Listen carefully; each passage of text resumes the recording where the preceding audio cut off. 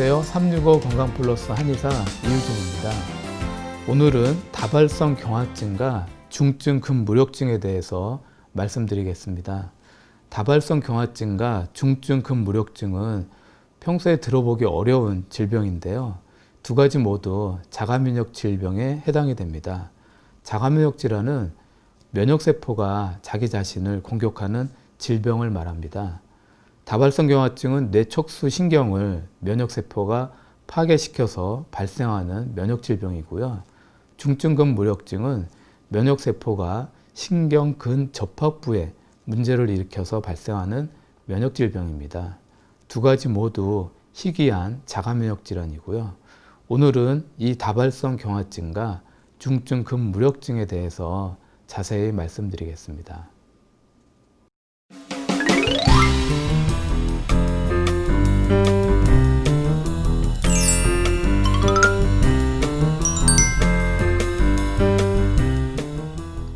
오늘은 다발성 경화증, 중증 근무력증의 원인, 증상, 치료법에 대해서 자세히 말씀드리겠습니다. 이 다발성 경화증하고 중증 근무력증은 희귀병에 해당이 됩니다. 특히 자가면역 질환에 해당이 되는데요. 이 자가면역 질환이라는 것은 몸속의 면역세포가 자신의 세포를 외부에서 들어온 세균 또는 바이러스로 오인을 하고 파괴시키면서 발생하는 면역질환입니다. 마치 사회가 혼란스러워지고 정치가 혼란스러워지면 군부 쿠데타가 일어나는 것처럼 몸속에서 일어나는 일종의 쿠데타다라고 보시면 되는데요. 이 자가면역 질환이란 자신을 향해서 총을 쏘고 또 활을 쏘는 자기 파괴적인 질병에 해당한다고 할 수 있습니다. 그래서 이 다발성 경화증은요, 매우 드문 희귀병인데요. 몸속에 있는 뇌신경과 척수신경을 파괴시키면서 발생하는 질병입니다. 뇌 척수는 인체의 동작을 통제하는 매우 중요한 신경인데요. 그래서 중추신경이다라고도 부릅니다.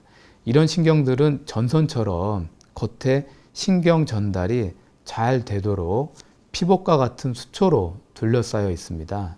이런 수초의 기능은 신경의 전달이 원활하게 빠른 속도로 이루어지도록 도와주는 역할을 하는데요.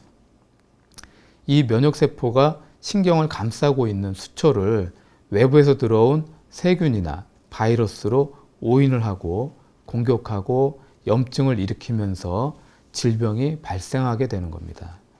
이 뇌하고 척수는 인체의 매우 중요한 부위이고 컴퓨터와 같은 역할을 하는 곳인데요. 이 뇌와 척수의 기능 중에 하나가 우리가 인체의 팔다리를 움직이고 걷게 하고 물건을 잡고 하는 동작을 통제하는 역할을 합니다. 이런 뇌하고 척수가 파괴가 되면은 우리 몸은 당연히 정상적인 동작을 할 수가 없게 됩니다. 그래서 결국 팔다리를 못 움직이고 제대로 걸을 수가 없는 증상들이 나타나게 됩니다. 이 다발성 경화증이 발생하게 되면은요, 처음에는 갑자기 환자가 걷지를 못하고 팔다리에 마비가 오면서 처음에는 갑자기 중풍 온 게 아닌가? 이런 의심을 하게 되거든요. 근데 문제는 이 질병이 연세가 많은 분들한테만 나타나는 것이 아니라 10대나 20대, 30대 이런 젊은 분들한테도 나타나기 때문에 처음에는 잠시 중풍을 의심했다가도 검사를 받으면서 다발성 경화증으로 진단을 결국은 받는 경우가 많습니다. 이제 갑자기 걷지 못하는 현상이 발생하니까 환자분들과 가족들은 매우 당하게 되고요. 또 문제는 이 질병이 완치되는 질병이 아니라 불치병이다. 그리고 시간이 지날수록 면역의 염증 반응이 계속 진행된다라는 그 문제 때문에 환자분들은 굉장히 큰 마음고생을 하게 됩니다. 이 중증 근무력증도요, 다발성 경화증처럼 팔다리의 동작을 잘 하지 못하는 증상을 가지고 있는데요. 우리 몸의 신경은 뇌에서 시작해서 근육에 연결이 되어 있습니다. 신경과 근육이 연결된 부위를 신경근접합부라고 부르는데요. 이 부위에서는 뇌에서 전달된 정보가 근육으로 전달되면서 근육의 움직임을 조절하게 됩니다. 신경 말단 부위에서 아세틸콜린 같은 근육 운동을 조절하는 신경 전달 물질을 분비하게 되는데요. 그런데 이 신경 말단 부위에 아세틸콜린이라고 하는 이 물질이 붙는 수용체라는 그 자리에 대신 자가면역 항체가 달라붙어서 신경 정보 전달을 방해를 하게 됩니다. 이 부위가 방해를 받으면 신경 정보가 전달되지 않고요. 또 그러다 보면 근육 조절 기능이 떨어지게 됩니다. 그래서 자신의 의지와 상관없이 내 몸이 제대로 움직여지지 않는 문제가 발생하는 겁니다. 계단을 제대로 오를 수도 없고요. 걸을 때 휘청거리게 되는 문제도 생깁니다. 또는 눈의 안구 근육에도 같은 문제가 발생하니까 복시 현상도 나타나게 되고요. 물건이 두 개로 보이는 경우도 있고 계단이 2중, 3중으로 보이게도 되고 또 바닥이 울퉁불퉁하게 보이면서 걸을 때도 불편하다 보니까 정상적으로 걸을 수 없는 경우가 생기기도 합니다. 또 이렇게 시간이 지날수록 근육에 신경 정보 전달 물질이 전달되지 않으면 근육은 점점 위축이 되고 마르게 됩니다. 그렇게 되면은 근육이 약해지면서 또 말라가면서 또 팔다리가 가늘어지게 되고요. 그러면서 근육의 힘은 더 빠지고 팔다리가 위약해져서 근육의 힘이 없고 흐물거리는 형태로 팔다리가 바뀌는 경우도 있습니다. 이 다발성 경화증하고 중증 근무력증에 걸리게 되면 우선 환자분들은 매우 큰 절망감에 빠지게 됩니다. 이유는 사람이 동작을 원하는 대로 할 수 없다는 그 사실을 받아들이기가 어렵기 때문인데요. 문제는 이제 자녀가 있는 어떤 남성분이 다발성 경화증에 걸렸어요. 그러다 보니까 시간이 지날수록 질병이 이제 심해지다 보니까 결국에는 동작을 할 수가 없어서 회사를 그만둬야 하는 그런 문제가 생기는 경우도 있고요. 또 중증 근무력증도 마찬가지인데요. 어린 학생이 걸렸어요.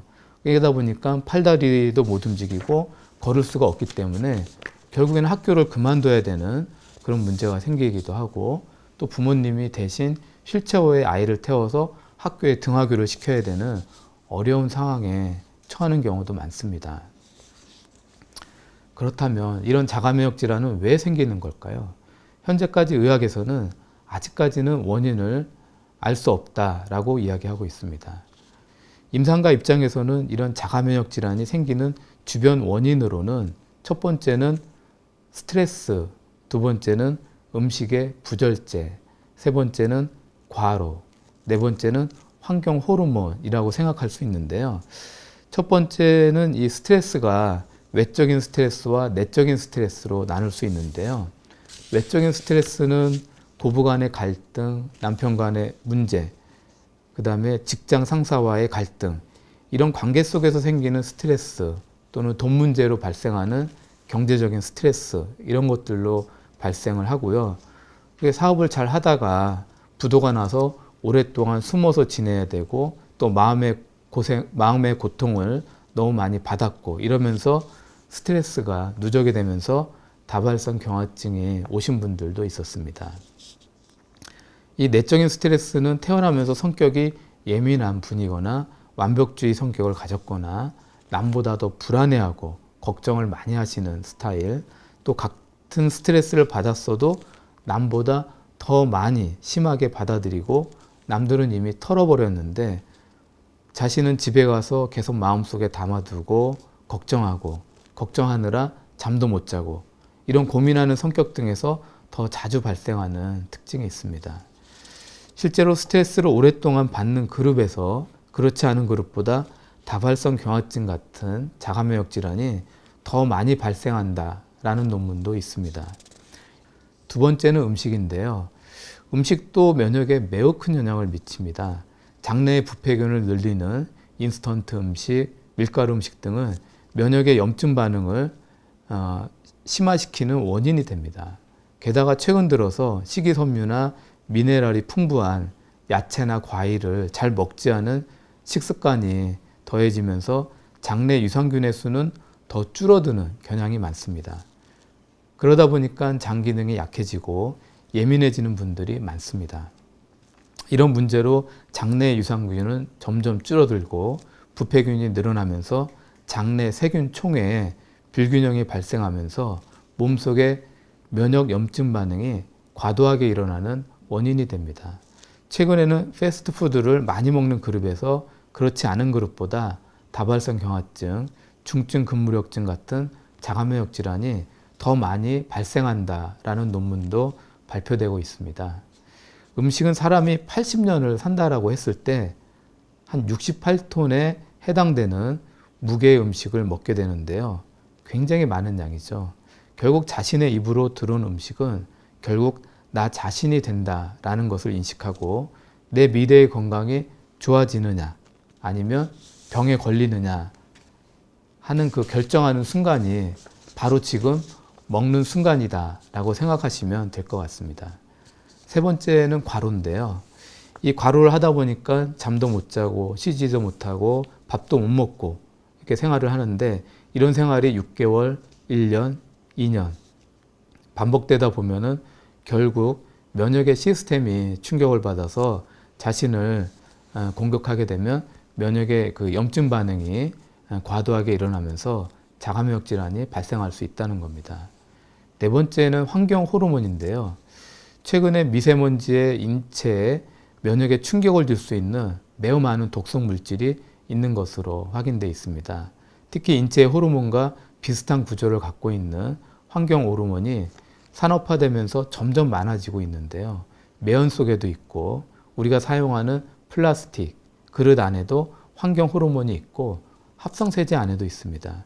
이런 환경 호르몬들이 몸속에 들어오게 되면 인체의 호르몬이 작용하는 자리에 대신 달라붙어서 불필요한 기능을 일으켜서 몸의 호르몬 기능을 혼란스럽게 하고 면역에 충격을 주면서 질병을 악화시키는 원인이 될 수 있다는 겁니다. 현재 이 다발성 경화증은요, 전 세계적으로 한 200만 명 이상의 환자가 있는 것으로 보고되고 있고 주로 20대와 40대 사이에 발병을 하고 여성이 남성에 비해서 발병률이 2배 정도 높은 것으로 알려져 있습니다. 이 더운 지방보다는요, 추운 지방에서 발병률이 더 높고 다른 인종에 비해서 유럽계 백인들이 발병률이 훨씬 높은 특징이 있습니다. 우리 몸의 중추신경계에는 뇌와 척수를 이야기하는데요. 슈퍼컴퓨터와 같은 역할을 하게 됩니다. 단지 우리가 움직이는 데 필요한 역할만 하는 게 아니고요. 땀 흘리고 체온 조절하고 감정 조절하고 생각하고 판단하고 음식을 먹고 잠을 자고 눈으로 보고 귀로 듣는 모든 기능을 하는데 중요한 역할을 하는 곳입니다. 다발성 경화증은 이런 중추신경계를 면역세포가 파괴시키면서 발생하는 면역질병입니다. 중추신계의 신경세포를 둘러싸고 또 보호하는 이 수초는 전선을 감싸고 있는 플라스틱 피복과 마찬가지로 신경세포를 둘러싸서 전달되는 신경정보가 누출되거나 흩어지지 않도록 막아줍니다. 그러면서 신경정보 전달이 점핑하듯이 쉽게 전달되도록 도와주는 역할을 합니다. 따라서 다발성 경화증이 발생하면 신경정보가 제대로 전달되지 않은 문제가 발생합니다. 신경정보 메시지가 제대로 전달되지 않아서 중추신경계에 지배를 받는 여러 기능에 장애가 생기게 되는 겁니다. 그래서 환자의 증상은 뇌와 척수의 해당 부위가 망가지면 그 부위가 하는 기능에 관련된 문제가 발생합니다. 증상은 당연히 다양할 수밖에 없습니다. 이를테면 중추신경 중 하나인 뇌가 침범을 당한 경우에는 운동마비, 언어장애, 의식장애, 사고장애 등이 나타날 수 있고요. 또 다른 중추신경인 척수에 침범을 당하면 사지의 운동마비, 감각의 이상, 배변장애와 같은 증상이 나타날 수 있습니다. 이 밖에도 어지러움증, 시력장애, 시력소실, 시야 혼탁, 균형 감각 상실, 통증, 성기능 장애, 피로, 무력증, 우울증, 인지력 저하, 치매 등 다양한 증상이 나타나는데요. 그렇지만 우리나라는 발병률은 낮은 편이고요. 또 뇌보다는 척수에 주로 침범이 되어서 일어나는 것으로 보고되고 있습니다. 다발성 경화증은 악화와 완화를 반복하면서 재발하는 특징이 있습니다. 초기에는 한 부위의 증상이 나타나다가 회복기와 급성기를 반복하면서 여러 부위를 침범하고 증상이 악화되면서 심각한 장애를 남기는 경우도 많습니다.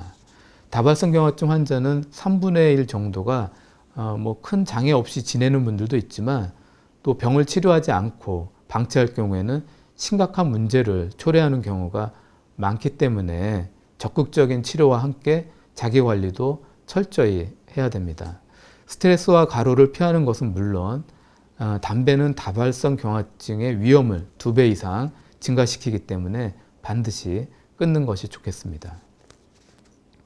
중증급 무력증은요, 인구 10만 명당 14.5명 정도로 보고 있고요.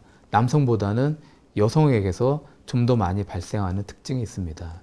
질병의 발생은 모든 연령대에서 발생할 수 있는데요. 이 신경근 접합 부위에 있는 신경 전달 물질인 아세틸콜린에 대한 수용체에 거기에 면역 항체가, 자가 면역 항체가 대신 달라붙어서 아세틸콜린이 신호 전달을 못하게 되면서 발생하는 자가 면역 질환입니다. 이 중증급 무력증의 기본 임상 증상은요, 근력이 약화되고 근육의 피로가 오는 겁니다. 근력이 약화가 되면 또 피곤할 때 더 심해지기 때문에 아침에는 증상이 좀 가볍다가 오후가 되면 심해지는 경우가 있고요. 잠시 쉬거나 잠을 자면 좋아지는 경우도 많습니다. 이 중증급 무력증은 증상이 매우 다양하게 나타납니다. 면역질환이기 때문에 전신적인 증상으로 나타나기도 하고요.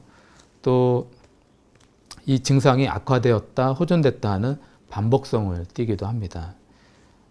대표적인 증상은 걷지 못하는 경우가 가장 흔하고요. 또 팔다리를 못 쓰는 경우도 있고, 또 눈에 증상이 온 경우에는 복시가 나타나서 물건이 2개로 보이거나 바닥에 울퉁불퉁하게 보이는 경우도 있습니다. 이런 복시 때문에 걷는데도 지장을 받는 경우가 많고요. 또 눈꺼풀이 처지기도 하고 음식을 잘 씹지 못하는 경우도 있습니다. 또 발음이 잘 안 되는 경우도 있고요. 음식을 잘 삼키지 못하는 경우도 있습니다. 증상이 심해지는 경우에는 호흡곤란으로 인해서 호흡마비가 오는 경우도 있습니다. 한의학에서는 다발성 경화증과 중증급 무력증의 치료에 있어서 면역의 불균형을 바로잡기 위해서 면역 조절요법을 사용하고 있습니다. 해당 환자 체질에 맞는 맞춤 치료를 통해서 증상을 개선하고 있습니다. 주로 한약요법, 침요법, 교정요법, 연약요법 등을 통해서 치료하고 있습니다.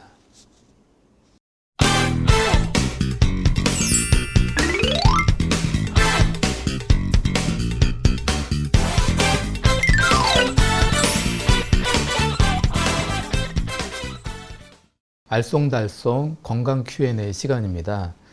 많은 분들이 질문을 주셨는데요. 다발성 경화증이 증상이 호전된 사례가 있으면 알려주세요 라는 질문을 해주셨습니다. 네, 굉장히 좋은 질문 하셨는데요.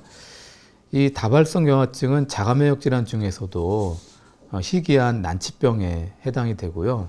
환자의 수도 드물지만 증상도 심각한 경우가 많습니다. 젊은 여성분이 다발성 경화증으로 오셨는데 증상은 매우 경미한 편이었거든요. 고개를 숙이면 다리가 마비가 오는 증상을 느끼는 분이었는데요. 결국 병원에 가서 검사를 해보고 다발성 경화증으로 진단을 받으셨습니다. 이분은 이제 평소에 스트레스를 매우 많이 받는 편이셨고요. 사람과의 관계에서도 많은 스트레스를 받고 있는 상태셨고, 또 미래에 대한 걱정, 또 직장에서의 스트레스도 굉장히 많은 편이었습니다. 또 걱정이 있으면 집에 가서 잠을 못 자는 그런 성격이었습니다. 음식 식습관도 매우 안 좋은 편이었는데요. 인스턴트 음식, 패스트푸드를 많이 드시는 편이었고요. 한동안 집을 떠나서 자취를 했기 때문에 야채나 과일보다는 패스트푸드를 많이 드시는 편이었습니다. 열정이 많기 때문에 가만히 있는 성격이 아니어서 직장을 다니면서도 밤에는 또 다른 일을 하는 분이셨고요. 그렇지만 증상은 가벼운 편이었습니다. 검사상 뇌에 온 것이 아니고 척수에 염증이 왔고, 증상은 고개를 숙일 때 다리가 마비 느낌이 오고 불편한 정도였고, 만성 피로, 감정 기복 등의 증상을 느끼는 정도였습니다. 젊은 분이었기 때문에 꼭 치료해서 나아야겠다는 열정과 의지가 또 강하셨고요. 또 그만큼 열심히 꾸준히 치료받으셨고 본인 스스로도 노력을 많이 하셨는데요. 결국 증상이 호전이 되고 지금은 직장 생활을 잘 다니고 있습니다. 증상이 좋아진 지는 한 5년 정도 지났고요. 그 이후에 증상이 다시 나타난 적은 없었습니다. 지금은 이제 관리 차원에서 가끔 오셔서 재발 방지 관리를 받고 계시고요. 워낙 꿈이 많은 분이어서 항상 뭔가를 열심히 노력하는 모습이 매우 보기 좋은 그런 분이셨습니다. 다음 질문은 중증 근무력증 환자분이 좋아진 사례를 알려주세요. 이렇게 질문을 주셨는데요. 네, 이것도 아주 좋은 질문을 하셨습니다. 중증 근무력증은 말 그대로 근의 무력감이 심하고 근육의 움직임이 잘 되지 않는 질병입니다. 얼마 전에 오신 중증 근무력증 환자분은 50대 여성분이셨는데요.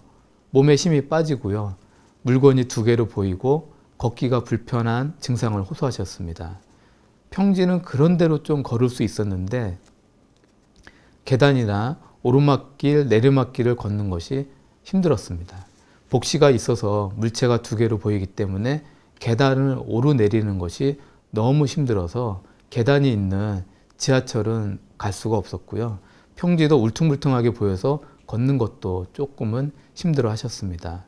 그리고 복시가 심해지고 기운이 없으면 잠을 더 잘 수 없는 증상이 있어서 이것 때문에도 더 힘들어 하셨고요. 처음에 오실 때는 어떻게 아셨는지 미국에 계시는 따님이 소개를 해 주어서 오셨는데요. 그러니까 처음에 오실 때는 당연히 전철을 타고 오지 못하시고 간신히 버스를 타고 오셨는데요. 나름 평지는 걸을 수 있었는데 계단이 많은 곳은 다니지 못하셔서 전철로 올 수가 없는 그런 상태셨습니다. 이번 치료를 받으시면서 증상이 이제 조금씩 호전이 되셨는데요. 처음에는 이제 바닥이 울퉁불퉁하게 보이는 증상이 개선이 되면서 걷기에 편하다 이렇게 이야기를 하셨고, 더 시간이 지나면서 복시 증상으로 물건이 두 개로 보이는 증상이 덜해진다 이렇게 이야기하셨습니다. 또 피곤하고 몸이 힘든 일을 하면 다시 이런 복시가 생기긴 하지만 그래도 평소에는 이 두 개로 보이는 복시 증상이 없어졌다라고 하셨고요. 그러다 보니까 계단을 오르내리는 것이 편해진 겁니다. 그 전철로 오지 못하던 분이 나중에는 전철을 타고 저희 한의원에 치료받으러 오실 수 있게 됐고요. 그리고 몸에 기운이 없는 증상도 조금씩 나아지셨습니다. 이분이 몇 년 전만 해도 미국에 있는 따님을 보기 위해서 미국에 비행기 타고 다녀오셨는데 이 중증 근무력증이 진행되다 보니까 이제는 갈 수 없게 됐다고 해서 굉장히 아쉬워하셨는데요. 그런데 치료를 받으시면서 몸이 많이 좋아지니까 이제는 따님 보러 미국에 다녀오시겠다고 하시면서 몇 달 전에 미국을 가셨습니다. 그래서 미국에 오시면, 미국에 갔다가 돌아오시면 다시 열심히 치료하겠다라고 하시면서 기분 좋게 가신 경우가 있습니다.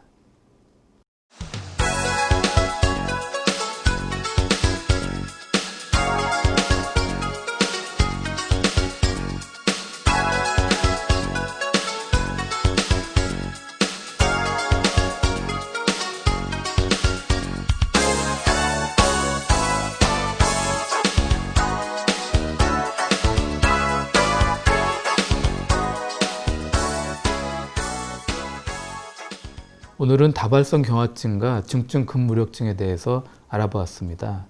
이 다발성 경화증은 마치 중풍호처럼 팔다리를 못 쓰고 마비 오는 증상을 가지고 있고, 중증 근무력증도 근육이 무력해지고 정상적인 동작을 할 수가 없는데요. 아무리 힘들고 어려운 증상이라도 치료를 잘 받으시면 증상이 호전될 수 있습니다. 다음 이 시간에는 크론병과 IG의 신념에 대해서 말씀드리겠습니다. 시청해 주셔서 감사합니다.